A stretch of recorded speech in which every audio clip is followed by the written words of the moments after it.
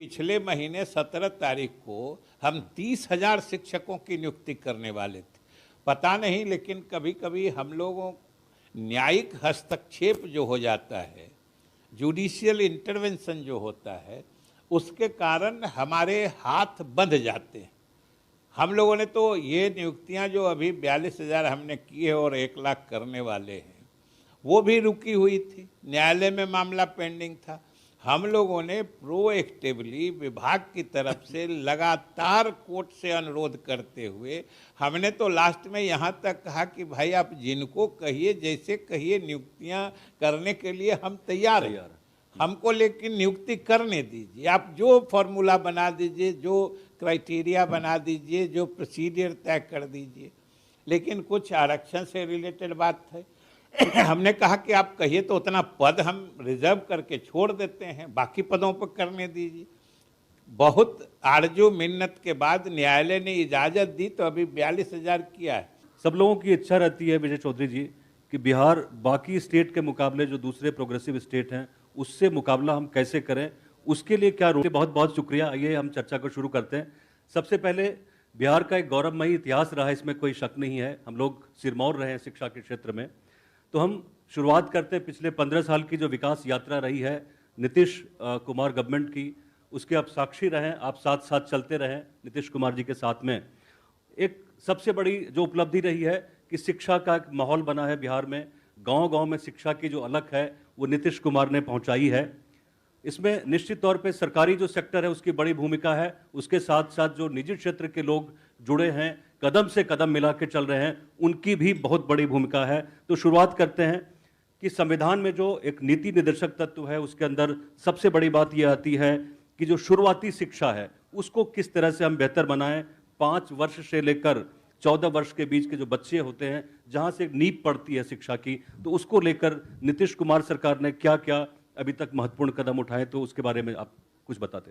ब्रजमोहन जी, सबसे पहले मैं आपको धन्यवाद देता हूं और आपके न्यूज़ 18 को भी धन्यवाद देता हूं कि एक बड़े ही महत्वपूर्ण और प्रासंगिक विषय को चुनकर जी, आपने एक ऐसी पहल की है जिसका दूरगामी प्रभाव होता है। निश्चित तौर पे शिक्षा के क्षेत्र में जो अच्छे काम करने वाले हैं उनको पुरस्कृत करके जी, आप समझिए कि आप सीधे तौर पर शिक्षा को प्रोत्साहित कर रहे हैं। और किसी समाज के लिए शिक्षा को प्रोत्साहित करना ही उस समाज के या उस प्रदेश के या राष्ट्र के लिए विकास की पहली सीढ़ी होती है। लेकिन आपने जो कहा प्रारंभिक शिक्षा के बारे में, जी, जो क्या मतलब हम लोगों के सरकार ने क्या परिवर्तन लाया है, जी, ये 2-4 चीज़ों से ही बातें मतलब स्पष्ट हो जाएंगी। एक तो पहली चीज़ जो है शिक्षा के प्रचार प्रसार के लिए, वो होता है शिक्षा का सार्वजनिकरण जी, या शिक्षा का समावेशी विकास। अगर शिक्षा को आगे बढ़ाना है तो सिर्फ शिक्षा पटने तक सीमित रह जाए या कुछ शहरों तक अगर केंद्रित रह गई शिक्षा का विकास की नीतियाँ, तो वो तो समझिए एक तरह से हम लोग शिक्षा का टापू बना देंगे, आइलैंड ऑफ एजुकेशन हो जाएगा। लेकिन अगर शिक्षा का समावेशी इंक्लूसिव की डेवलपमेंट करना है या यूनिवर्सलाइजेशन ऑफ एजुकेशन करना है, तो उसके लिए तो हमको उन दूर देहात के गांवों को भी दृष्टिपथ में रखना होता है, जहां पर शिक्षा की रोशनी बहुत मुश्किल से पहुंचती है।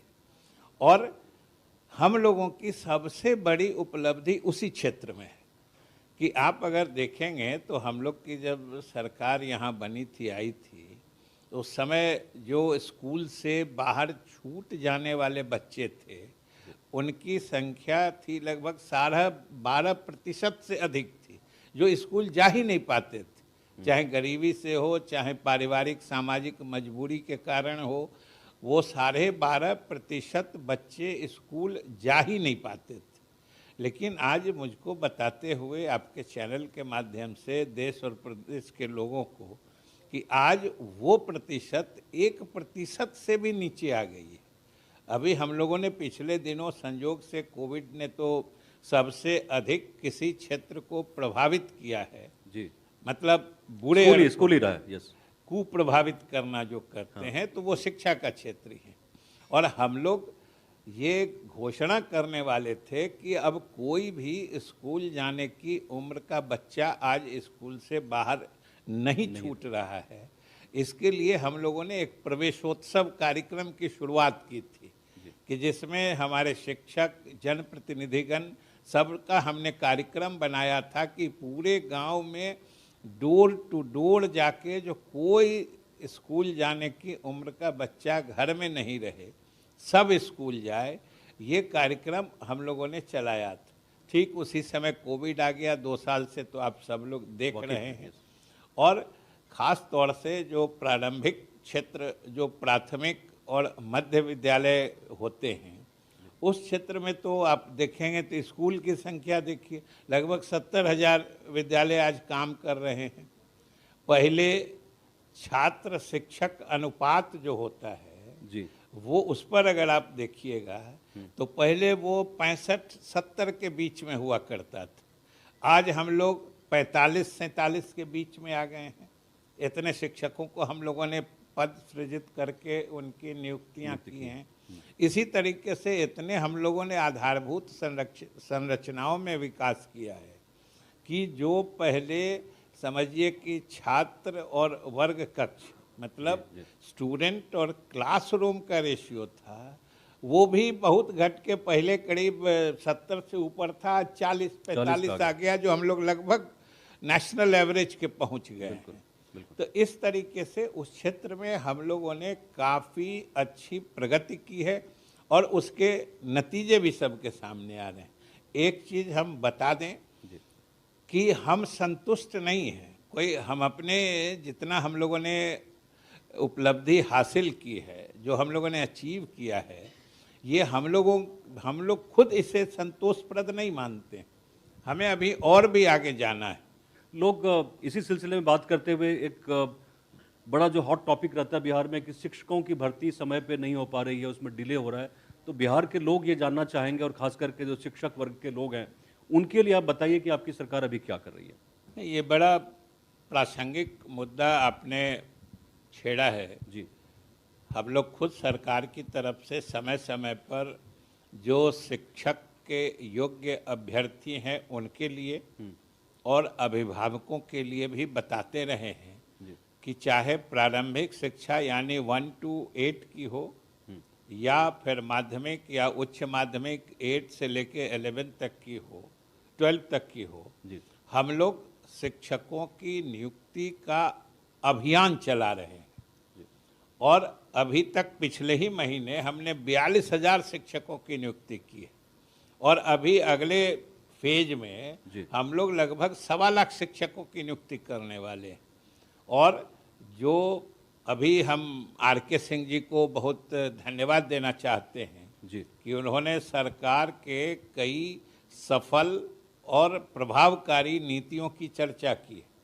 उसमें हर पंचायत में एक +2 विद्यालय खोलने की सही बात है। उन्होंने बहुत ही सही ढंग से उसका जिक्र किया कि शायद देश में कहीं इतना बड़ा क्रांतिकारी कदम एक साथ नहीं उठाया गया होगा। हम लोगों ने 5,000 से अधिक मध्य विद्यालयों को, जहाँ पे थोड़ा इंफ्रास्ट्रक्चर मौजूद था, हम लोगों ने माध्यमिक विद्यालय में उनको उत्क्रमित किया है। जी जी जी, माध्यमिक और उच्च माध्यमिक, बल्कि अब कोई सीधे माध्यमिक नहीं होता है।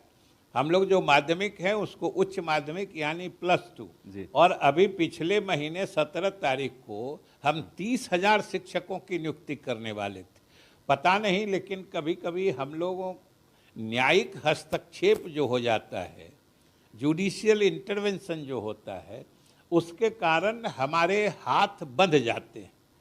हम लोगों ने तो ये नियुक्तियां जो अभी 42,000 हमने की है और 1 लाख करने वाले हैं, वो भी रुकी हुई थी, न्यायालय में मामला पेंडिंग था। हम लोगों ने प्रोएक्टिवली विभाग की तरफ से लगातार कोर्ट से अनुरोध करते हुए हमने तो लास्ट में यहाँ तक कहा कि भाई आप जिनको कहिए जैसे कहिए नियुक्तियाँ करने के लिए हम तैयार हैं, हमको लेकिन नियुक्ति करने दीजिए। आप जो फॉर्मूला बना दीजिए, जो क्राइटेरिया बना दीजिए, जो प्रोसीजर तय कर दीजिए। लेकिन कुछ आरक्षण से रिलेटेड बात है, हमने कहा कि आप कहिए तो उतना पद हम रिजर्व करके छोड़ देते हैं, बाकी पदों पर करने दीजिए। बहुत आरजू मिन्नत के बाद न्यायालय ने इजाजत दी तो अभी 42,000 किया है। सब लोगों की इच्छा रहती है विजय चौधरी जी कि बिहार बाकी स्टेट के मुकाबले जो दूसरे प्रोग्रेसिव स्टेट हैं उससे मुकाबला हम कैसे करें, उसके लिए क्या रोड मैप है सरकार के सामने? देखिए, हमको तो हमने शुरू में ही कहा कि हम बहुत आगे बढ़े हैं, लेकिन हमें इस बात का एहसास है कि हमें अभी बहुत दूर चलना है। खास तौर से जो हायर एजुकेशन है, अभी आर.के. सिंह जी भी कह रहे थे और हम समझते हैं जितने अगर यहाँ स्कूल वाले लोग होंगे सबकी इच्छा होगी एक यूनिवर्सिटी खोलने की। आर.के. सिंह जी भी बोल रहे थे। बिल्कुल। और हायर एजुकेशन जो होता है मूल रूप से वो जो स्टूडेंट्स होते हैं वो एक तरह से अंतिम पड़ाव पर पहुंचते हैं, शिक्षा ग्रहण करने के अंतिम छोर पे होते हैं, जहां से चाहे उनका अपना रेगुलर जीवन शेष जीवन बिताने की दिशा तय होती है। हायर एजुकेशन या जो कॉलेज यूनिवर्सिटी के जो एजुकेशन होते हैं उस क्षेत्र में हमें और भी काम करना है, और इस बार उस क्षेत्र में भी हम लोगों ने बहुत काम किया है। बाकी जो डिस्टेंस एजुकेशन है, हमारा जो नालंदा ओपन यूनिवर्सिटी है, उसके माध्यम से हम लोग 250 से अधिक ब्लॉक्स में यानी प्रखंडों में भी एजुकेशन सेंटर्स खोल रहे हैं, और बाकी धीरे धीरे सभी प्रखंडों को भी इससे आच्छादित करने की योजना है।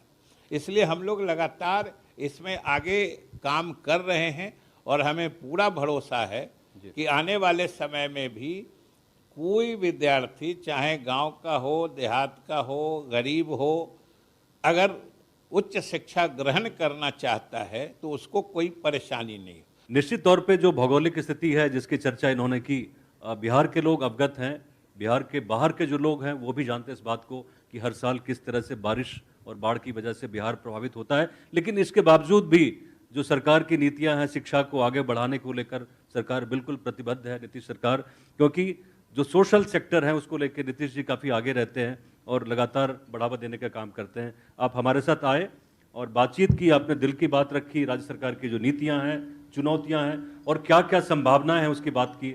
आपका बहुत बहुत शुक्रिया, धन्यवाद। हम चाहते हैं कि तमाम लोग इनके लिए तालियां बजाएं, स्वागत करें। बिल्कुल मंत्री जी, आपका बहुत बहुत धन्यवाद। आपने सरकार की रणनीति हमारे साथ शेयर की, तमाम बिंदु हमारे साथ शेयर किए। और अब कार्यक्रम में समय हो गया है एजुकेशन सेक्टर के उन दिग्गजों के सम्मान का जो बिहार और झारखंड में उत्तम व सार्थक शिक्षा व्यवस्था के लिए सराहनीय योगदान दे रहे हैं। और इसके लिए सबसे पहले मैं मंच पर बुलाने जा रही हूं Deval Singh, vice chairman, international school of management Patna. जोरदार तालियों के साथ स्वागत कीजिए और सम्मानित करते हुए हमारे मुख्य अतिथि महोदय, तालियों के साथ स्वागत। Krishna Murari, managing director, Netaji Subhash medical college and hospital, Amhara, Bihta. जोरदार तालियों के साथ स्वागत कीजिए सर का।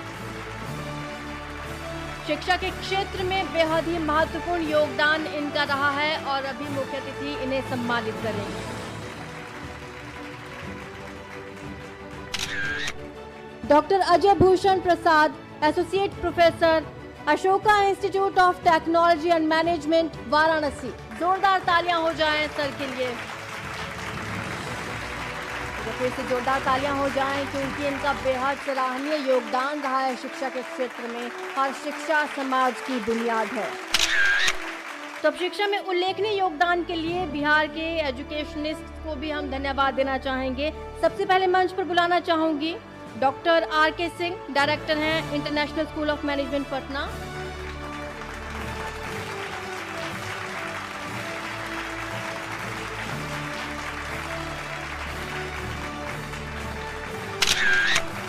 गोविंद नारायण सिंह जी कृपया मंच पर आएं और अपना सम्मान ग्रहण करें। जोरदार तालियां हो जाएं गोविंद नारायण सिंह जी के लिए।